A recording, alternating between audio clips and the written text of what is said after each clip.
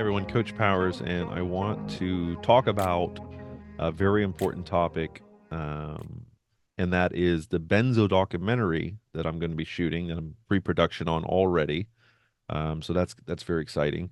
And also, I want to talk about meeting Jordan Peterson because I actually met Jordan Peterson, yes, in person, um, trying to get him on board some way, shape, or form with this Benzo documentary. And so I want to give you an update on the Benzo documentary and how that meeting with Jordan Peterson went.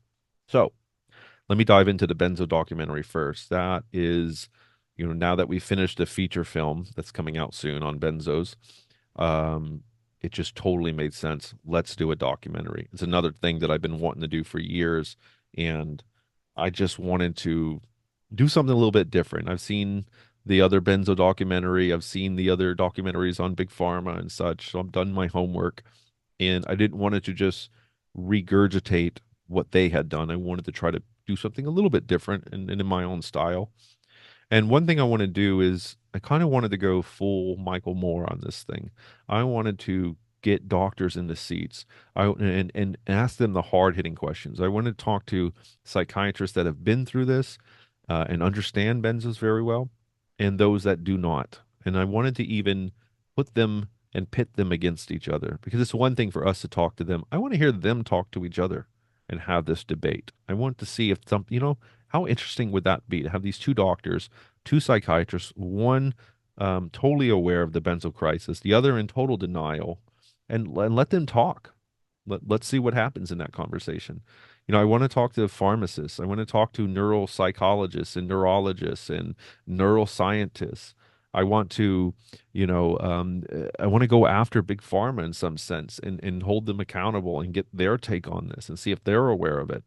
You know, um, yeah, I want to talk to people that are going through it and document what they're going through, maybe over the period of a year of filming and seeing what works, what doesn't, what their testimony is. And I want them again not normalize, but make it real to to an audience that is not aware of this. And I'm thinking about calling this documentary Benzodemic, the benzo epidemic, put those things together, Benzodemic. So yeah, we're on pre-production on that. It's going to be a whole new big undertaking. Um, Lots of traveling, lots of expenses, coordinating these meetings, and it's going to be a real challenge. But I can't wait. I cannot wait to dive deep into that. I'm so passionate about this topic, and after making the feature film and doing the work that I've been doing, I'm even more somehow even more passionate about making a change in this area. So um, keep your eyes open for that, right? I'm going to be sharing maybe some behind the scenes and some things in the future about that Benzo documentary. So now here's the part many of you are probably waiting for. Get to the part with Dr. Jordan Peterson. Why did I go after Dr. Jordan Peterson? Because, of course, maybe not, of course, if you don't know this, Jordan, he went through the benzo crisis. He, you know, found himself dependent on benzos, couldn't come off the drug, struggled like you wouldn't believe, or well, if you're part of the benzo community, you would believe. I believe, as his story goes, was even put into a medically induced coma to come off benzos, and then struggled for, I guess, 2 years or so coming after he came off. Very emotional, very, damaged. Fought his way back. Um, restored his health, and now here he is touring the world for the last couple of years, doing these big presentations and lectures, um, and writing books, and just he's thriving again, right? But the thing is, no, almost nobody has any good interviews or anything with him on benzos. I mean, the best I've seen was maybe Joe Rogan, and Jordan's just very reluctant to want to talk about this. You'll kind of push him on the topic. He'll talk a little bit about it, and then he shies away from it. And I don't know what that's about. I don't know if that's trauma and just him not wanting to relive all of that and how scary and frightening and horrific it was. Maybe that would make a lot of sense for us. Is it that is it's just not on his radar, that he just doesn't see, that is a worthy cause to go after. Maybe he just says, "Hey, yeah, that was some kind of freak, accident thing that I went through and it's behind me now and let's move on. Right? Like maybe that's part of his thinking. I don't know. So, well, I wanted to know some of this, and I wanted to get him on board with the Benzo documentary. And I had different levels of what I had hoped for. You know, at the best case scenario, I hoped to get him and offer him money, you know, a considerable amount of money that I could raise to do this. But I thought, wouldn't it be great to have Jordan Peterson narrate my Benzo documentary? Just narrate it. We could shoot that in 1 hour audio recording. It'd be great to have him, you know, share to give his voice to this project. And then I thought, or maybe we could do an interview with him, even a short interview would be wonderful. And I thought, okay, at the very least, if I could just get a quote from Jordan saying, you know, something to the effect of a very important documentary on benzos, um, and I support this. You know, just some version of that. A very important documentary on a very important topic, right? Like that would be perfect. Boom, put that in quotations, Jordan Peterson.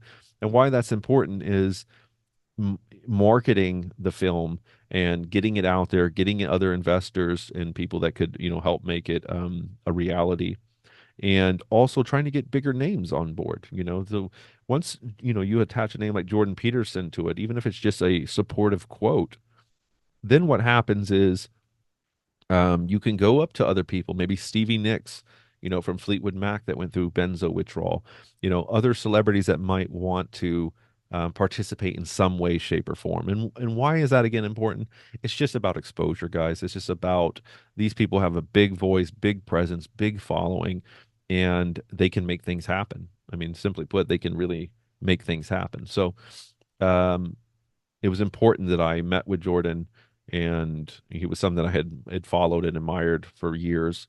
So anyway, here's what happened. I, you know, bought a very expensive ticket essentially to one of his lectures, and I traveled hours out of my way to find, you know, to see him. You know, watched his lecture. At the end of it, they took us up to this second floor, little kind of small room, and it was a small group of people, and you know, cops were there. I mean, you think you were meeting the president essentially, and you know, before Jordan comes in, his manager, I'm believing it's his manager, comes in, and he says, "Do not talk to Jordan. Do not talk to him. Just pose for a picture. He might take a couple questions at the end." And that's pretty much it, you know. Oh, and by the way, he's not signing anything. So if you have a book, if you have whatever, he's not signing anything. He doesn't want to talk to you. Take the picture. I mean, if you talk to him, you know, shake his hand. Hello, my name's so and so. Smile. Go sit down. So here I am, you know, on a mission, and I'm like, oh my God, I can't do that. I didn't come, you know, I've got several hours of travel and several hundreds of dollars and money, almost $1,000 wrapped up in this trip trying to make this happen. And I said, there's no way I'm just going to go in there and shake his hand, smile. I can't. That's not what I came here for. So I got into the end of the line. I waited to be the last person to meet Jordan. And I let everyone go ahead of me so that way, you know, I have a little couple moments here and I don't feel the pressure of holding up the line. So everyone goes, shakes a hand, get a picture, leaves. I go up and immediately I break the rules. I shake his hand and I introduce myself. Hi, I'm David Powers. I'm a a clinical psychologist like yourself, and I went through benzo withdrawal. And I just start rattling off everything. And Jordan seems very warm to me. He puts his hand on my shoulder. He leans in. He gets very serious. He's listening. He's nodding yes. He's asking questions. And I notice from the peripheral to the left here, his manager is just burning holes in my head. I mean, he is looking at me like, I told you not to talk. And, I could just see he's fuming. And I'm like, such is life, my friend. I travel too far. This is too important. I've got to talk to this guy about this topic. And so I start telling him about the feature film we shot. Jordan says, oh, wow, that's so exciting. Can you send it to me? I say, well, how? And he goes, well, I'll get you my email. Oh, that's cool. Personal email. He wants me to send him the feature film. How cool is that? Awesome. Um, I talked to him a little more about benzos. I say, I went through it. I survived it. I'm a coach, recovery coach. I've had great success, and I'm trying to spread awareness. And we're shooting this documentary. And I was hoping, I said, Jordan, I've come so far and gone through so much to try to talk to you. And I really was hoping at some way, shape, or form I could get you involved in this project. I said, even if it was just a quote. And Jordan says, he gets very serious. He says, absolutely. And then he snaps his finger and he points to his manager and he says, give him my assistant's email address. He goes, email my assistant, Jordan. Make sure you tell him what this is about and we'll talk. I was ecstatic. I gave him a hug. We took a photo. We shook hands. We talked a couple more minutes, actually. I think people were getting a little annoyed and maybe even a little jealous that we just started talking, because we had so much in common. And and then at which case, I sat down. It was front row. I was sitting about 2 feet from him, listened to him lecture a little bit more. He took a couple questions, and then that was it. He left. So the next day or two, I reach out, I email his assistant, Jordan, a guy named Jordan Spencer, and I write him and I say, "Hi, I'm David Powers. I met Jordan Peterson, and I went through benzo withdrawal, and I kept it very short and concise because I know how this stuff goes." And I said Jordan wanted me to reach out, and he said he wanted to evolve a conversation about potentially participating or lending to the cause of this benzo documentary and such. And he says, "Oh, wow, great. Let me put you in touch with his agent." And right there was the first red flag. I said, "Oh, his agent." He didn't say anything about an agent. He said his assistant, and his assistant would tell him.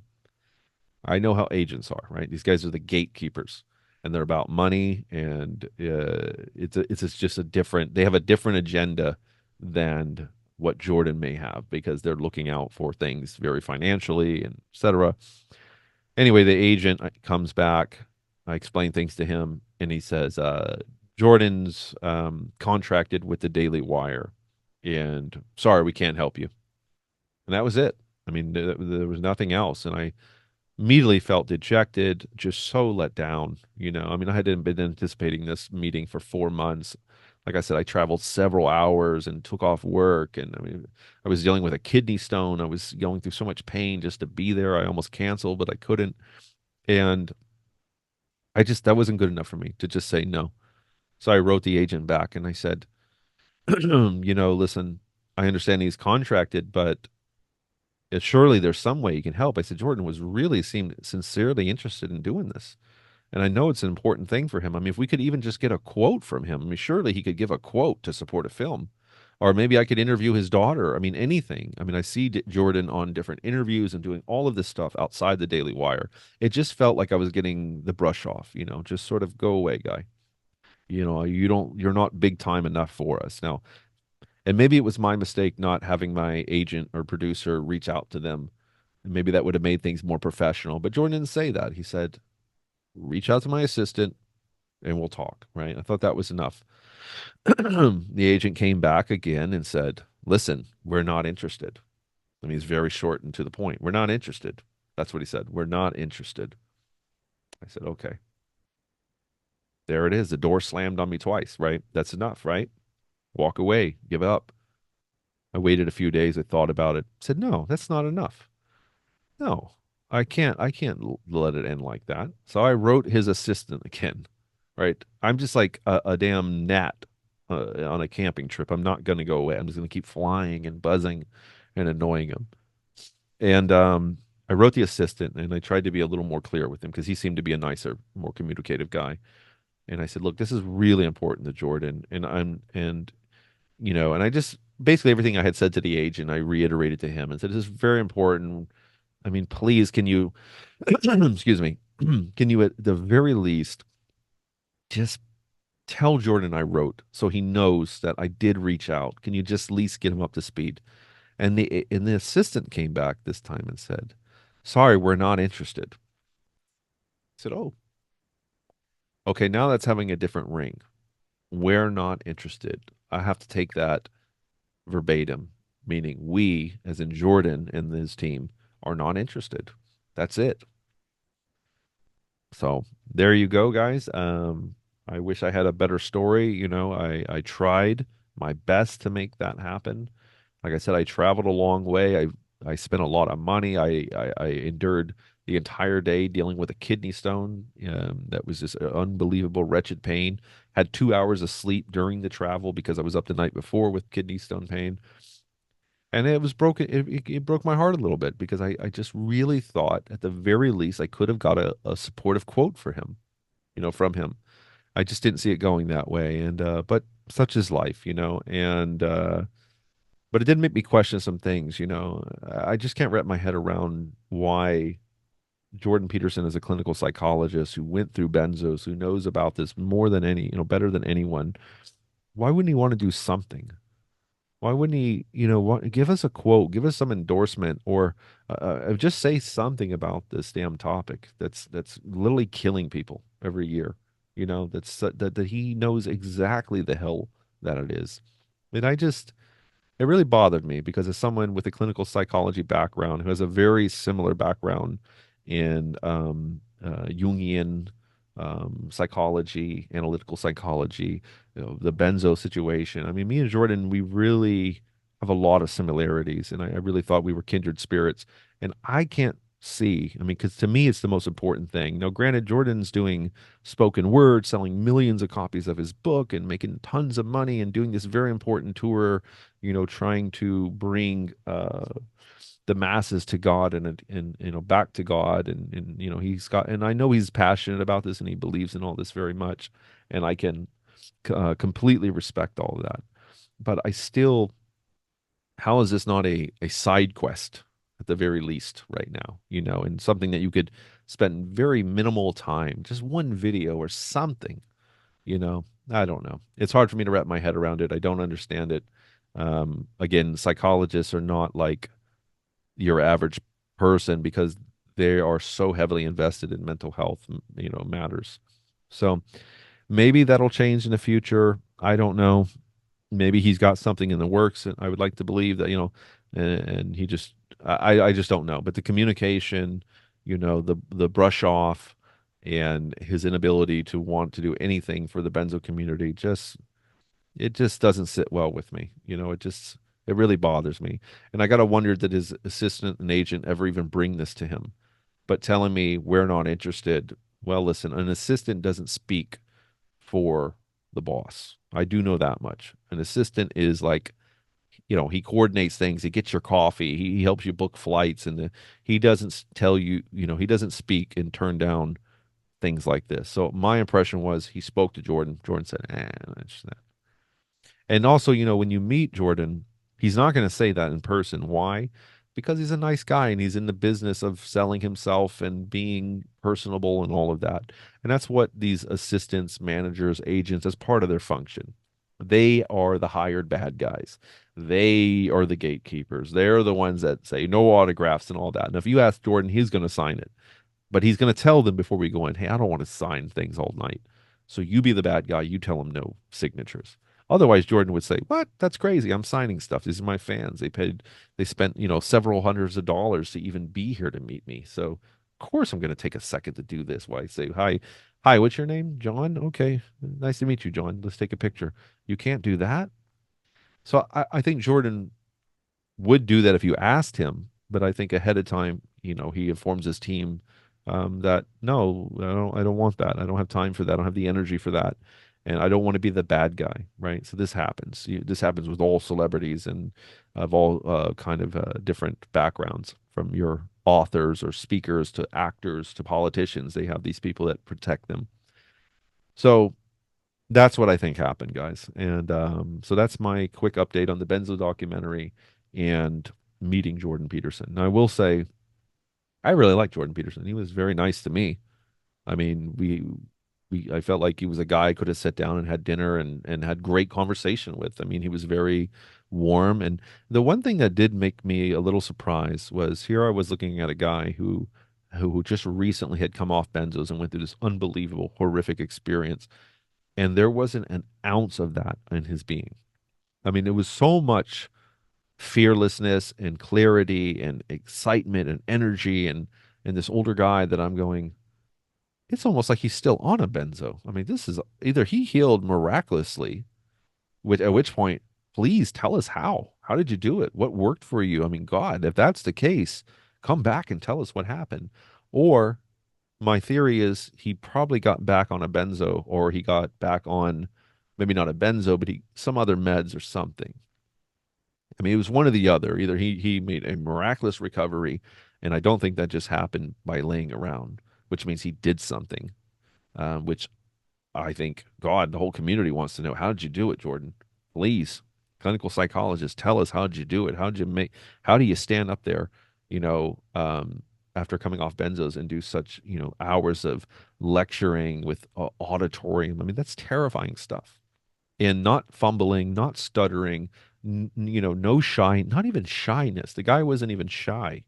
And I had been following Jordan for years, and he's always been shy. He's always been very reserved and quiet and timid and, introverted and introspective and a sensitive, hyper aware being.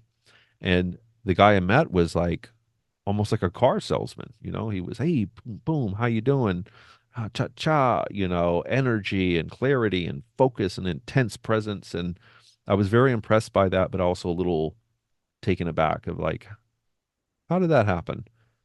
Did he get on another med, or did he find some kind of therapy that just really expedited his recovery? And again, if so, or even if both, God, wouldn't we all want to know what that is, right? I mean, who better than Jordan Peterson is one of the premier intellectuals, clinical psychologists of our time right now. I can talk all day until I'm blue in the face, but my words don't carry the weight Jordan Peterson's does. So some thoughts there, guys. I'm curious. I'm actually curious of your thoughts. So, what do you think about this experience? Please leave me a comment. Let me know if you like the video, the talk. Please give me a like. Helps me get this content out to others.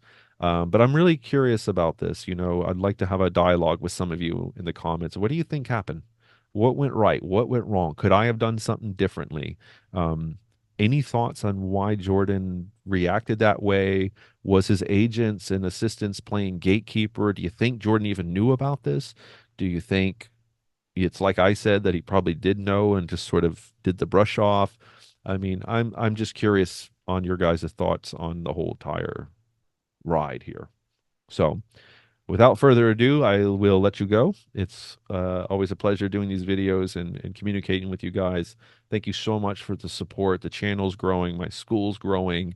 The amount of love and compassion and support that I get now is night and day from where it was years ago, where I think I was the black sheep of the benzo community and just fighting for my place, and not being very welcome by some of the status quo, if you will. So thank you guys. And one last time, remember, no matter where you are in your journey of benzo recovery or withdrawal, yes, you can heal. Yes, you are healing. And yes, you will make a full recovery. I promise you. Keep fighting. And if you need some extra help, go to the benzorecoveryschool.com and say hello. All right, guys. Godspeed. I don't wanna let myself down myself.